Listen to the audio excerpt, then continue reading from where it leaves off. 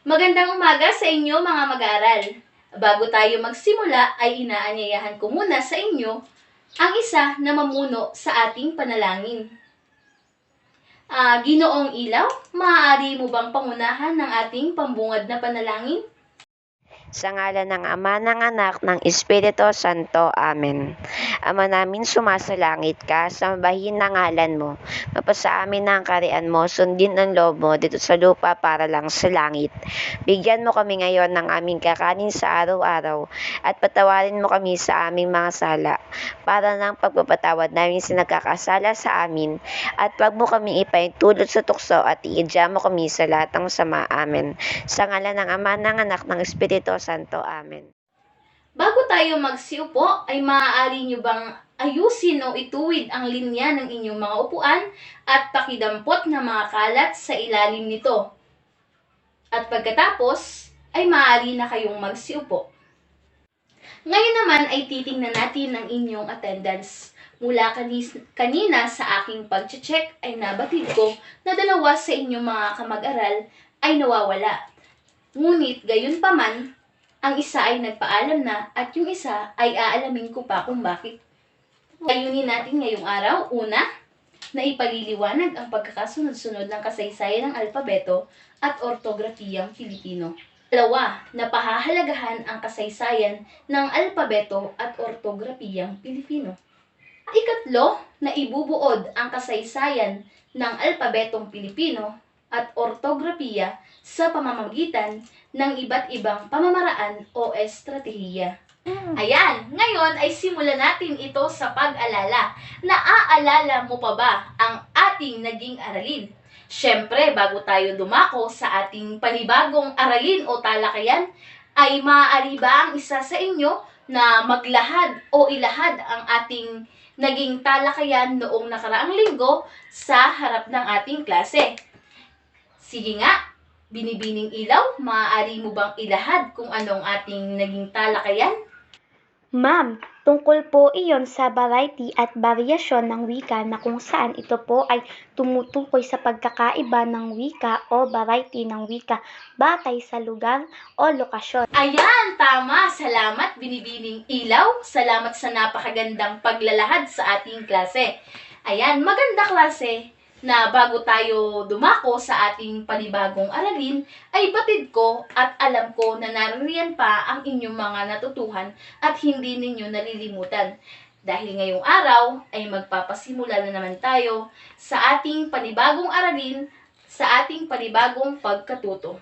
Ngayon ay may ipapanood ako sa inyong isang video o palabas na kung saan ay mahihinuha o dito ninyo mahuhulaan kung ano ba ang ating magiging aralin sa ngayong araw. Ayan, napakaganda ng ating pinanood. Sa inyong palagay, ano kaya o tungkol saan kaya ang ating magiging aralin ngayong araw? Sige nga, klase? Sige, Kin. Maaari mo bang ilahad o magbigay ka ng mga suggestion kung patungkol saan ang ipinilabas na video? Ma'am, sa aking palagay po, ang pag-aaralan natin ngayong araw ay ang historya ng abakada. Ayan, tama, mahusay. Tama ang iyong sinabi. Ngayong araw ay tatalakayin naman natin ang kasaysayan ng alpabeto at ortografiyang Pilipino. Alamin muna natin kung ano ang ortografiya. Ayan, sabi dito, ang ortografiya ay ang isang sining ng pagsulat na may wastong titik, alinsunod sa wastong gamit o wastong baybay. Ayan, ibig sabihin klase sa pahayag na ito na ang ortografiya ay ang paraan ng pagbibigay simbolo sa wikang pasalita sa paraang pasulat. Sa simpleng salita, ito ang paraan ng pagbabaybay o spelling na ginagamitan o ginagamit sa isang wika. Maliwanag? Sa unang pagkakataon, daan taon 16 ay mayroon ng ginagamit na alpabeto ang ating mga ninuno. Ibig sabihin, Ang ating mga ninuno noon ay may sarili ng kalinangan at sibilisasyon bago pa man dumating ang mga Kastila. Bukod sa pagkakaroon ng sistema ng pamahala at kalakalan, sila ay maalam ng sumulat at bumasa. Sa makatuwid o madaling salita, ay mayroon na silang sistema ng pagsulat gamit ang kanilang alpabeto na tinatawag nilang alibat.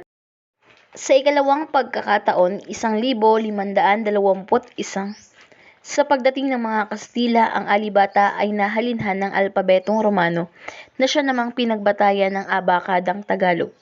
Ang mga titik ay tinatawag na pakastila, alalaong bagay na kilala sa tawag na abecedaryo. Naging palasak ang mga akda sa wikang Tagalog na nakasulat sa palabaybayan ng Kastila. Halimbawa nito ay ang sumusunod. 1940. Sa taong ito isinulat ni Lope Santos ang Balarila ng wikang pambansa at binuo ang abakadang Tagalog. Ang abakada ay binubuo ng 20 titik, 15 katinig at 5 patinig na kumatatawan sa isang makahulugang tunog bawat isa.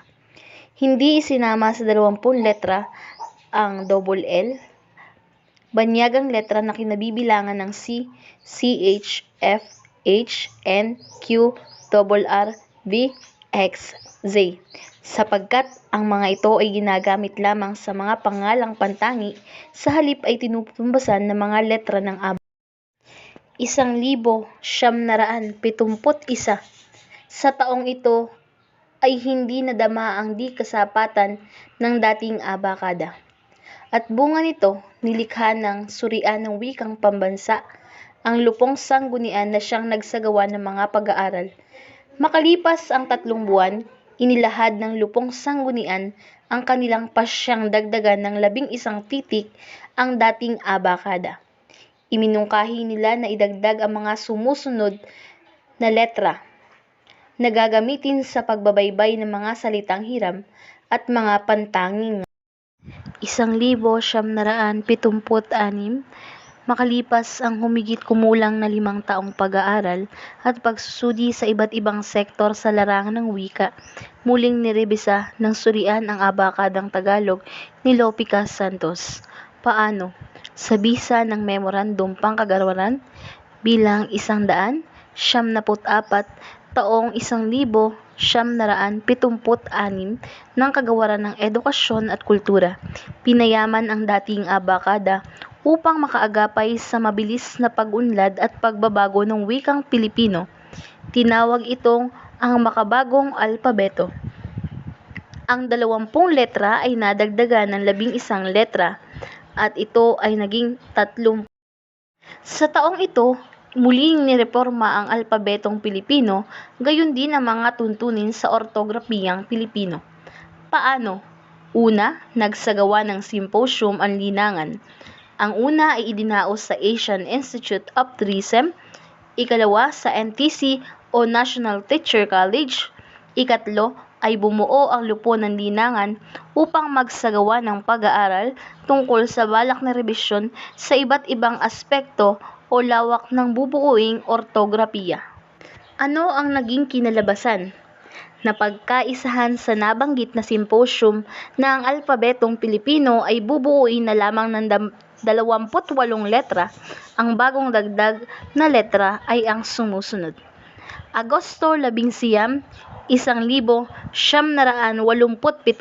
formal nang inilungsad ang alpabeto at patnubay sa spelling ng wikang Filipino. Ang paglulunsad ay isinabay sa pagdiriwang ng Linggo ng Wikang Pambansa. Sa taon namang ito, lumikha ng isang technical na panel ang Komisyon ng Wikang Filipino na siyang lumikha ng 2001 revisyon sa alpabetong Pilipino at patnubay sa spelling ng wikang Pilipino. Walang pagbabago sa komposisyon at tawag ng mga letra sa rebisyong ito. Pinalawak lang ito ng paggamit ng mga dagdag na letra na nilimitahan ng patnubay sa spelling noong 1987. Dalawang lingwistikong prinsipyo ang isinaalang-alang. Una, simplisidad at ekonomiya. Ikalawa ay ang fleksibilidad. Sa kadahilan ng hindi naging sapat o maraming ang hindi sumusunod sa mga tuntunin noong taong ito ay napagpasyahan noong 2006 ng KWF o ng Komisyon ng Wikang Filipino na mismo ang nagsuspinde sa nasabing tuntunin samantalang hindi pa nababalangkas ng bago. Nagmungkahing ang tuntunin sa spelling ng 1,987 na muna ang gagamitin. Ito ay ang 28 letra. Bago tayo dumako sa ating pangkatang gawain, ay nais kong ilahad sa inyo ang ating pamantayan sa ating pangkatang gawain. Una, nilalaman 10 puntos, presentasyon 5 puntos, kooperasyon 5 puntos na may kabuuang 20 puntos.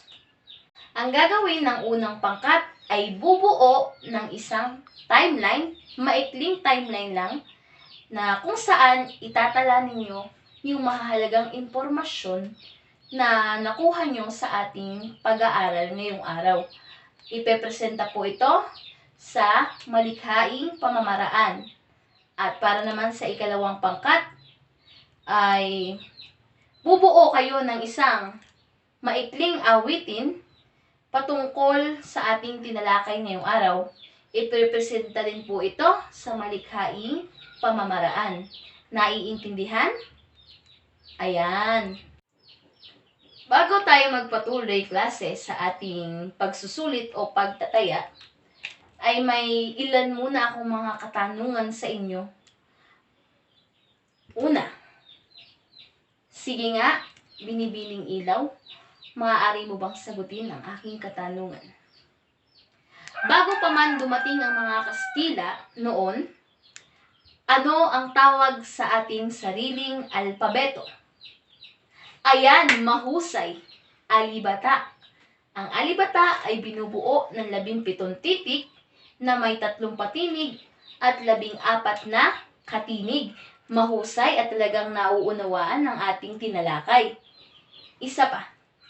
Ikaw, Ginoong Ilaw, sa paanong paraan mo mapahahalagahan ang ating alpabeto? Ayan, napakahusay ng iyong kasagutan. Maaari na tayong umupo at kumuha ng ika-4 na bahagi ng ating papel para sa ating pagsusulit. Sino sa inyo ang nakakuha ng 5 puntos? Madam, ako po. Aba, magagaling. Lahat ay perfect. Ayan. Para sa ating pangkaragdagang gawain, para sa inyong takdang aralin, kayo ay bubuo ng isang timeline na kung saan ipapakita nyo roon kung paano umusbong ang ating alpabeto noon at hanggang ngayon. Ipepresenta rin po ito sa malikhaing pamamaraan o sa iba't ibang estratehiya. Maraming salamat sa inyo. Inaasahan ko na sana ay marami kayong natutunan ngayong araw. Paalam Paalam din na po, klase. ma'am.